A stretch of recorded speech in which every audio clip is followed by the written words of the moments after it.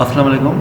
ये हमारा lecture fifth है और इसमें हम नेस्टेड लूप पे मज़ीद काम करेंगे। शेप को प्रिंट करना यूजिंग नेस्टेड लूप बहुत इम्पोर्टेंट है, क्योंकि इससे आपको ज़्यादा अंडरस्टैंडिंग अच्छी होगी आपकी शेप प्रिंट करने की और ये नेस्टेड लूप यूज़ करने की। तो इसको देखते हैं। इसमें हम कुछ शेप्स मैंने यहाँ पे डिसाइड किए हैं जो आपको सिखाऊंगा। इस तरह से आप डायमंड भी प्रिंट कर सकते हैं, ये ट्रायंगल, उल्टे सीधे सारे आप चीज़ें कर सकते हैं, बट डायमंड प्रिंट करना भी आप सीख सकते हैं। असल में मेरा जो काम है वो ये है कि इन लेक्चर के थ्रू आपको समझाना कि सोचते कैसे हैं इन शेप्स के लिए। अगर हम इस पहले मिसाल का लें तो जायज़ा लें, तो सबसे पहली चीज़ ये है कि अगर हम समझें कि ये एक लाइन है, ठीक है। पहले मैं आपको एक छोटा सा नॉर्मल सा मिसाल देता हूँ जो हमने पिछले लेक्चर में भी किया है, उसके बाद हम इन शेप्स पे चले जाते हैं, ठीक है। तो वैसे तो ये एग्जाम्पल हमने पहले किया हुआ है, बट अगेन 1 2 3 4 5, अगर ये 5 स्टेरिक प्रिंट करने हो तो वो कैसे करेंगे। अब क्योंकि हमें पता है कि ये लूप 5 दफ़ा चलना है, तो 5 दफ़ा चलाने के लिए मुझे i <= 5 और i++ करना पड़ेगा, ठीक है। और इधर मैं सी आउट कर दूँगा और यहाँ पे मैं एक स्टेरिक जो है वो प्रिंट कर दूँगा, ठीक है। थोड़ी स्पेस दे रहा हूँ ताकि दिखने में सही आ जाए। अच्छा, अगर ये क्या करेगा, ये लूप 5 दफ़ा स्टेरिक प्रिंट कर देगा, ठीक है। ये मैं शेप्स नाम से सेव कर लेता हूँ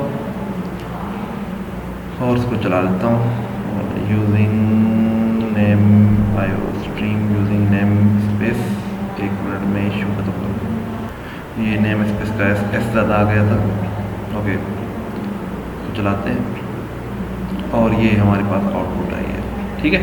5 प्रिंट हो गए। अच्छा, अगर मैंने यही जो लाइन प्रिंट की है 5 स्टेरिक की, ये मैंने 5 दफ़ा प्रिंट करनी हो, 10 दफ़ा प्रिंट करनी है, तो क्या करूँगा, तो इसके ऊपर एक और लूप लगा दूँगा, ठीक है। उसमें मैं वेरिएबल चेंज कर लेता हूँ, j = 1 और j <= 5 कर देता हूँ और j हमारा जो है वो ++, ठीक है।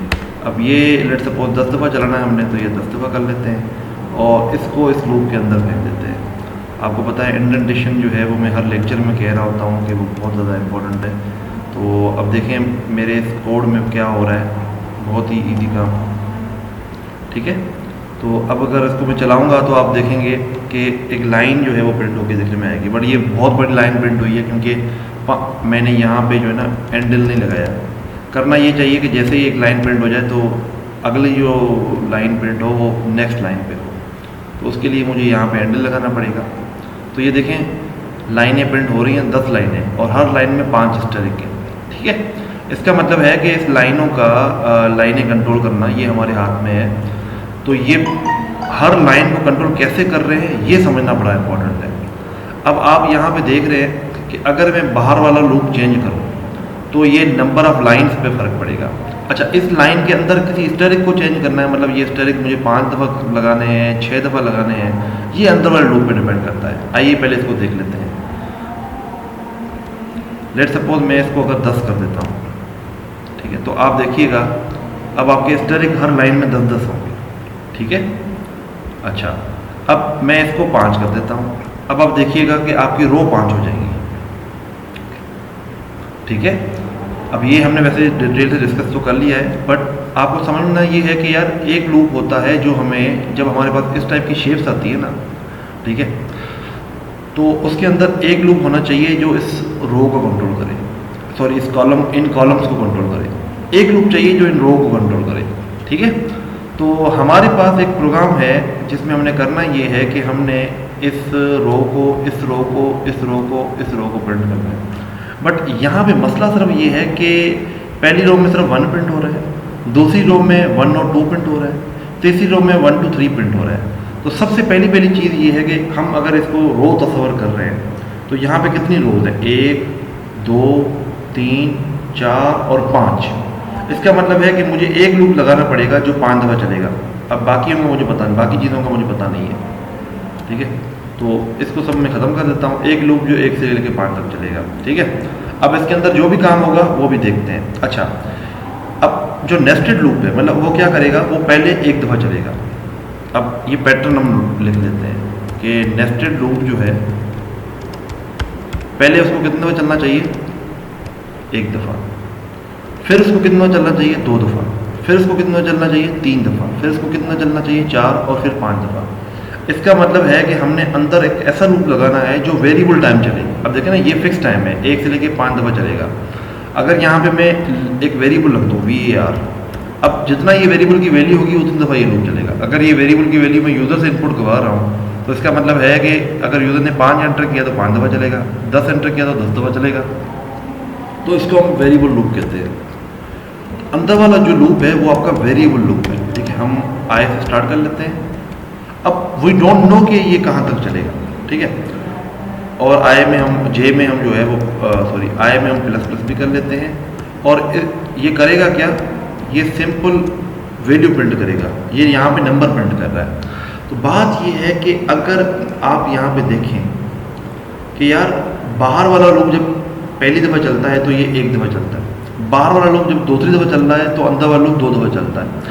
इसका मतलब है कि अगर हम बाहर वाले लूप का वेरिएबल इस्तेमाल कर रहे हैं, क्योंकि देखें जब J की वैल्यू 1 है तो अंदर वाले लूप ने कितना चलना है 1 दफ़ा, जब J की वैल्यू 2 है तो अंदर वाले लूप ने कितना चलना है 2 दफ़ा, जब J की वैल्यू 3 है तो अंदर वाले लूप ने कितना चलना है 3 दफ़ा। इसका मतलब है कि अगर हम ये कंडीशन लगा दें I less than equal to J, तो आप समझ जाएंगे कि यार I की वैल्यू 1 है और J की वैल्यू क्या है 3। ठीक है, और J की वैल्यू बढ़ती जा रही है। ठीक है ना, तो I J के डिपेंडेंट है। पहले J अगर 1 है तो ये 1 टाइम चलेगा, फिर J अगर 2 है तो 2 टाइम चलेगा, फिर J अगर 3 है तो ये 3 टाइम चलेगा। अच्छा, हमने यहाँ पे वैल्यू किसकी प्रिंट करनी होगी I की। क्यों, कैसे पता चला, ये ऐसे पता चला कि भाई I की वैल्यू पहले 1 प्रिंट होती है। ठीक है, अगले दफ़ा J की वैल्यू यहाँ पे 2 हो गई है तो 1 से स्टार्ट हुआ 1, फिर ये लूप इंक्रीमेंट हुआ, फिर I की वैल्यू क्या हो गई 2 हो गई, और जाहिर सी बात है 2 पे क्या होता है 2 पे अगेन आपके पास ये 2 प्रिंट कर देगा। इसका मतलब है कि I की वैल्यू जैसे जैसे चेंज हो रही है वैसे वैसे हम साथ साथ प्रिंट भी कर रहे हैं। अच्छा, तो इसको मैं इसके अंदर लिख देता हूँ और एक मैं एंटिल लगा देता हूँ यहाँ पे ना, सी आउट एंटिल। ठीक है, ताकि जैसे ही लाइनें प्रिंट हों तो ये अगली लाइन पे चला जाए। अच्छा, देख रहे हैं आप, ये वही जो है वो पैटर्न है जो इधर दिखने में आ रहा है। बस एक मैंने स्पेस नहीं डाली तो इस वजह से वो जो है वो मैं स्पेस भी डाल देता हूँ ताकि थोड़ा सा अच्छा दिखने में आए, आपको समझ में आए कि ये बिल्कुल वही कोड वही शेप है जो हमने उधर प्रिंट करवाई हुई है।